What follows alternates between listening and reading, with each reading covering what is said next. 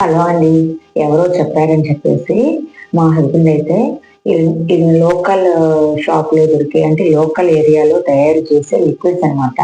అంటే floor cleaners, ఇంకా Domex, ఇంకా బాత్రూమ్ క్లీనర్సు, ఇంకా వెండి సామాను, రాగి సామాను తోముకునే, ఇత్తడి సామాను తోముకునే ఇలాంటి లిక్విడ్స్ అన్నీ ఒక షాప్‌లో అమ్ముతారని చెప్పేసి నన్నైతే తీసుకొనెళ్లారు. అసలు నేను మెయిన్ పర్పస్‌గా వెళ్ళింది ఎందుకంటే బొద్దింకల మందు తెచ్చుకుందామని వెళ్ళాను. ఇంక కాకుంటే బొద్దింకల మందైతే అక్కడ లేదు. ఆన్‌లైన్‌లో ఆర్డర్ పెట్టుకున్నానులే. ఇంక కాకపోతే ఇంక వెండి సామాను రోజు తోముకునేది కావాలి గదా! నాకు నేను రోజు క్లీన్ చేసుకోవాలి గదా! అని చెప్పేసి పీతాంబరి సామాను పట్టికలో రాయడం మర్చిపోయాను. ఇంక అందుకని చెప్పేసి నేనైతే ఇది తీసుకున్నాను.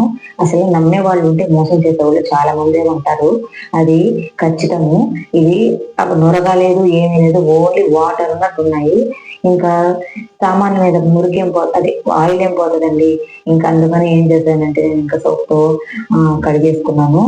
కానీ అంత క్లీన్‌గా అయితే రాలేదు. ఇంకా సోప్ అంటే ఇంకా ఎట్లా వస్తాయి మీకు తెలుసు కదా!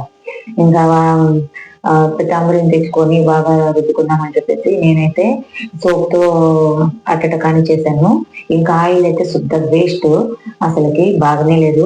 ఇంకా ఇది ఎండలో ఎండబెట్టుకుందాం అని చెప్పేసి నేనైతే అన్నీ ఎండలో ఇలా ఆరబెట్టేసాను.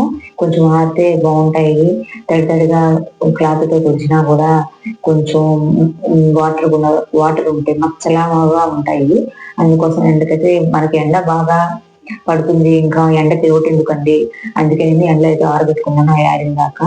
ఇంకా ఈలోగా బాబుకైతే స్నానం చేపిచ్చేసి ఇంకా నేను దీపారాధన అయితే చేసుకున్నాను. ఇంకా మా వాడు అన్నీ కలిపెడతానే ఉంటాడు. ఇంక దేవుడి సామాన్లు వదిలేచ్చాడా ఒక రాగాన వాడు కూడా కలిపెడతా ఉన్నాడు. ఇంకెందుకులే అని చెప్పేసి పిల్లల్ని సతాయించడం చాలా కష్టం అసలకి.